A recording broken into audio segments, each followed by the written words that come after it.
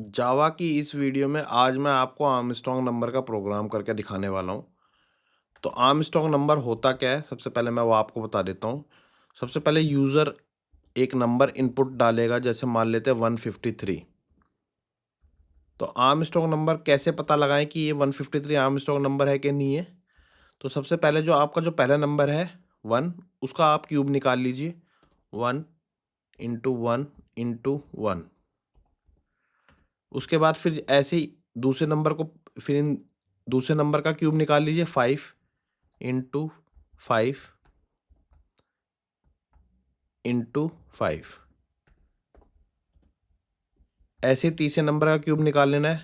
3 into 3 into 3। और इन तीनों का जो प्लस होगा, इन तीनों क्यूब का जो प्लस होगा, अगर वो 153 के बराबर है तो उसे हम बोलेंगे आर्मस्ट्रॉन्ग नंबर। अब मैं आपको थोड़ा-सा लॉजिक भी बता देता हूँ कि मैं कैसे इस प्रोग्राम को बनाऊँगा, ताकि आप लोगों को अगर एक बार लॉजिक समझ में आ गया तो आप लोगों को दिक्कत नहीं होगी। तो सबसे पहले मैं अपना रिमाइंडर निकाल लूँगा, इसमें रिमाइंडर निकालता रहूँगा। देखो, रिमाइंडर जब निकलता है तो सबसे पहले रिमाइंडर में क्या निकलेगा? हमारा 3 निकलेगा, फिर उसके बाद 5, उसके बाद 1। तो रिमाइंडर को ही मैं 3 बारी मल्टीप्लाई करा दूँगा, क्योंकि मेरे को 3 टाइम्स मल्टीप्लाई कराना है क्यूब निकालने के लिए, 3 टाइम्स। तो अपने रिमाइंडर को 3 टाइम्स मल्टीप्लाई कराऊँगा। रिमाइंडर इंटू रिमाइंडर कुछ इस तरीके से मल्टीप्लाई करा दूँगा अपने रिमाइंडर को। जो भी हमारा रिमाइंडर निकलता रहेगा 3 टाइम्स से मल्टीप्लाई हो जाएगा। उसके बाद मेरे को ये प्लस भी करवाने हैं, तो मैं अपना एक प्लस करके एक आर्म नाम का वेरिएबल बनाऊँगा, जिसमें कि मैं ये वाला रिमाइंडर जो होगा वो हमारा स्टोर होता रहेगा आर्म में। तो इस तरीके से कुछ हमारा प्रोग्राम चलेगा। जो फर्स्ट वैल्यू आएगी वो आर्म में स्टोर हो जाएगी। इस तरीके से हमारा चलेगा। अभी नहीं भी समझ में आ रहा, कोई बात नहीं, लेकिन मैंने आपको थोड़ा-सा लॉजिक बता दिया है। जिनको प्रोग्रामिंग आती है वो समझ गए होंगे मैं क्या कहने की कोशिश कर रहा हूँ। जो भी नहीं है, अगर नहीं समझ में आया तो मैं आपको ड्राई रन करके भी दिखाऊँगा, आपको अच्छे से समझ में आ जाएगा कि क्या करते हैं, कैसे करना है। तो सबसे पहले मैं अपना इंट नाम का एक वेरिएबल बना रहा हूँ। उसमें मैंने अपना नंबर नंबर वेरिएबल बना लिया। उसके बाद मेरे को अभी कितने वेरिएबल बनाने पड़ेंगे? मेरे को एक बनाना है आर्म नाम से वेरिएबल बनाना है, जिसको मैं स्टार्ट करा देता हूँ 0 से। उसके बाद मुझे क्या है, एक रिमाइंडर नाम से वेरिएबल बनाना है, जैसे मैंने आपको बताया था। और एक मैं टेम्प नाम से वेरिएबल बना लेता हूँ, जिसमें मैं अपने ओरिजिनल नंबर को स्टोर कराऊँगा। ओरिजिनल नंबर को क्यों स्टोर कराऊँगा? क्योंकि हम डिफरेंट डिफरेंट ऑपरेशंस करेंगे अपने नंबर के साथ, ताकि वो ना, हमारा जो ओरिजिनल नंबर है वो चेंज ना हो जाए, उस वजह से। तो अब हमारे वेरिएबल बन चुके हैं। उसके बाद मैं अपनी प्रिंट स्टेटमेंट दे रहा हूँ। यहाँ पे मैंने अपनी प्रिंट स्टेटमेंट दी। एंटर एनी नंबर, ये क्या काम करेगा? यूज़र को सबसे पहले रन टाइम में ये मैसेज शो होगा, एंटर करो आप कोई भी नंबर। उसके बाद मैं स्कैनर क्लास का यूज़ करूँगा। स्कैनर क्लास का ऑब्जेक्ट बनाऊँगा। Scanner SC is equal to में न्यू स्कैनर सिस्टम डॉट इन।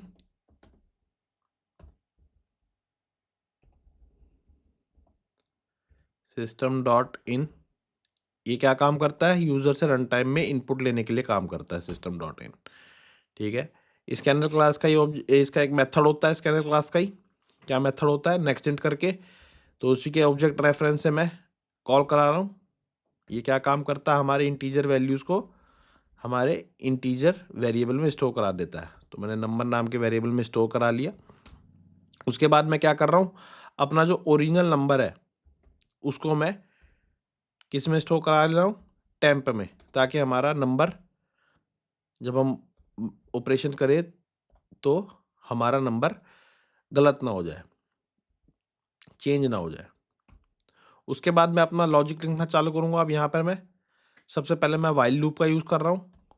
व्हाइल लूप का यूज़ करूँगा। अगर मेरा नंबर टेम्प नाम, क्योंकि मैंने टेम्प में अपना नंबर स्टोर करा रखा है, तो मैं टेम्प से चेक करवा लेता हूँ। नंबर से भी चेक करवा सकते हैं, ऐसी कोई दिक्कत नहीं है। मैं टेम्प, जब तक मेरा नंबर, जो मेरे टेम्प में जो मेरा नंबर है वो 0 से बड़ा है, तब तक मेरा ये व्हाइल लूप रन करता रहेगा। और सबसे पहले मेरे को क्या करना है? सबसे पहले देखो, मैंने आपको बताया था मेरे को रिमाइंडर निकालना है। तो हम रिमाइंडर कैसे निकालते हैं? मैंने आपको बताया ही है। रिमाइंडर का फॉर्मूला क्या होता है? हम जो हमारा टेम्प में मेरा नंबर है, टेम्प मॉडुलस 10, ठीक है? ये रिमाइंडर निकालने का फॉर्मूला होता है, टेम्प मॉडुलस 10। इससे हमारा रिमाइंडर निकलेगा। उसके बाद मुझे को क्या करना है? एक आर्म नाम से जो मैंने वेरिएबल बनाया था आर्मस्ट्रॉन्ग, इसी को हम चेक करके देखेंगे। आर्म नाम का वेरिएबल है, उसको उसके बाद मुझे क्या करना है, रिमाइंडर को जो भी मेरा ये रिमाइंडर आएगा उसको 3 टाइम्स मल्टीप्लाई करना है। Remainder into remainder into remainder, और प्लस कर देना है मुझे आर्म। आर्म की वैल्यू अभी 0 है, तो 0 से स्टार्ट होगा। मैं आपको ड्राई रन करके दिखा दूंगा ताकि आपको अच्छे से और पता लग जाए। फिर उसके बाद मुझे अपना क्वोशिएंट निकालना है। क्वोशिएंट क्या बचेगा, ताकि टेम्प में दोबारा से वो वैल्यू जाए, तो टेम्प क्वोशिएंट निकालने के लिए डिवाइड करते हैं, डिवाइड बाय 10, और इसको मैं किस में स्टोर करा लूँगा, अपने टेम्प में, ताकि वो दोबारा से वाइल लूप में एंटर कर जाए, हमारा क्वोशिएंट दोबारा चला जाए। बस यही लॉजिक है। इसके बाद मुझे क्या करना है, इसके बाद मुझे अगर इफ़ जो मेरा ओरिजिनल नंबर था, मेरा नंबर, अगर मेरा जो ओरिजिनल नंबर वो इज इक्वल टू में आर्म, ये इसमें हमारा रिजल्ट प्रिंट हो रहा है आर्म में, अगर मेरा original number arm strong number के साथ मैच कर जाता है तो मुझे प्रिंट करा के दे दे, this is an Armstrong number. ठीक है, और एक एल्स पार्ट लिख दूंगा,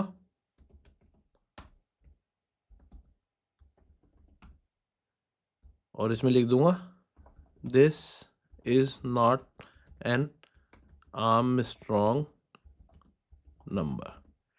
तो बस इतना काम करना है, हमारा ये प्रोग्राम रेडी है, बन के तैयार है। तो मैं आपको रन करा के भी दिखा देता हूँ एक बारी। मुझे पता है 153 एक आर्म स्ट्रॉन्ग नंबर है, तो देख लेते हैं। तो देखो, सबसे पहले मांग रहा है एंटर एनी नंबर, मैंने 153 डाला, तो this is an Armstrong number आ गया लिखा हुआ। अब मैं आपको एक और नंबर डाल देता हूँ जिसमें कि जो कि आर्म स्ट्रॉन्ग नंबर नहीं है, जैसे कि मान लेते हैं 165, this is not an Armstrong number. ठीक है, तो अब देखते हैं ये आर्म स्ट्रॉन्ग नंबर बना कैसे। मैंने आपको बता ही दिया था, पहले क्यूब निकालेंगे, तीनों का क्यूब निकालेंगे, और उसके बाद अगर इन तीनों का एडिशन करके अगर 153 आ रहा है तो ये आर्मस्ट्रॉन्ग नंबर है। मैं आपको एक बार कैलकुलेटर में दिखा देता हूँ। ये देखो, 1 इंटू 1 होता है 1, 5 इंटू 5 होता है कितना, 125। 3 इंटू 3 27 होता है, 27 प्लस 1,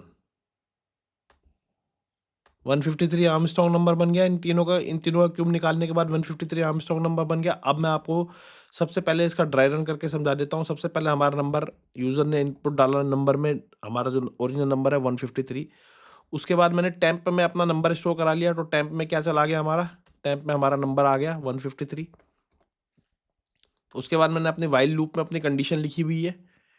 क्या कंडीशन लिखी हुई है, अगर मेरा नंबर टेम्प टेम्प में मैंने क्या शो कर रखा है, नंबर, अगर मेरा नंबर जो है वो 0 से बड़ा है तो वो वाइल लूप में एंटर कर जाए, कंडीशन हमारी ट्रू हो गई।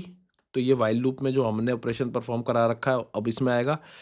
तो ये रिमाइंडर निकाल रखा है, टेम्प में क्या था 153, 153 डिवाइड मॉडुलस 10, ये क्या काम करता है, मॉडुलस ऑपरेटर मैंने आपको बताए रखा है, ये हमारे को रिमाइंडर निकाल के देता है। अगर 153 डिवाइड बाय 10 करते हैं तो हमारा रिमाइंडर आता है 3। सबसे पहले आप करके भी देख लेना, 3 आएगा, नहीं तो मैं आपको एक सिंपल सा फॉर्मूला बता देता हूँ कैलकुलेटर में कैसे देखते हैं।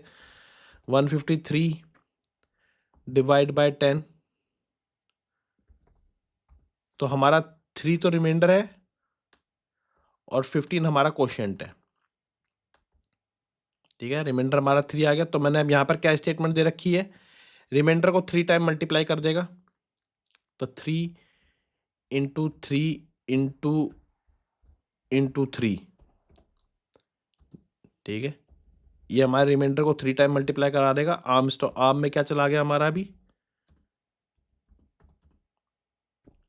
और आर्म की मैंने क्या वैल्यू स्टार्ट कराई थी 0 से, +0,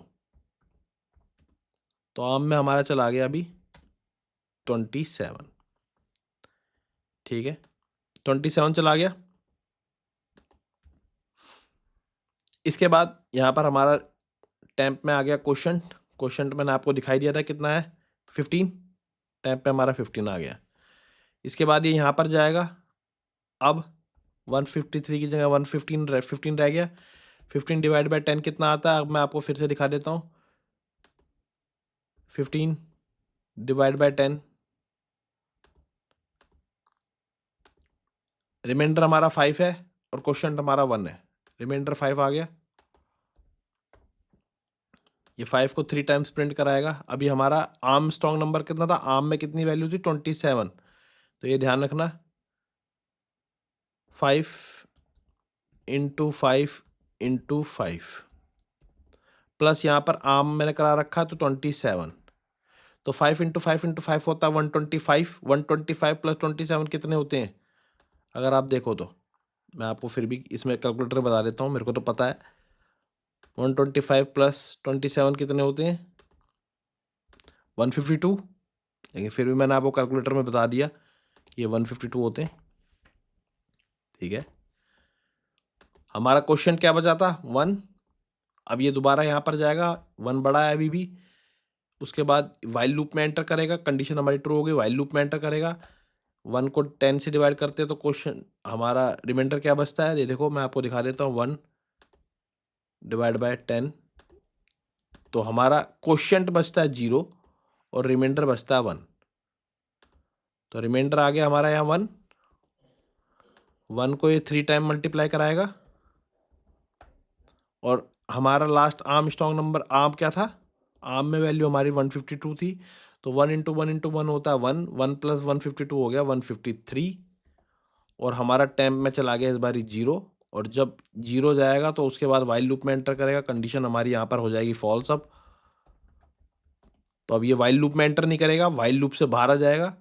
उसके बाद मैंने यहाँ पर क्या कंडीशन दे रखी है, अगर आप देखो तो मैंने कंडीशन दे रखी है, अगर मेरा नंबर जो ओरिजिनल नंबर था, मैंने इसलिए ओरिजिनल नंबर के साथ छेड़खानी नहीं करी थी, तो अब आपको समझ में आ गया होगा, क्योंकि मुझे एंड में कंपेयर कराना था अपना नंबर आम जो हमारा रिजल्ट है आम आम के रिजल्ट के साथ, इसलिए मैंने टेम्प नाम का एक वेरिएबल बनाया और उसमें मैंने अपना नंबर स्टोर कराया था।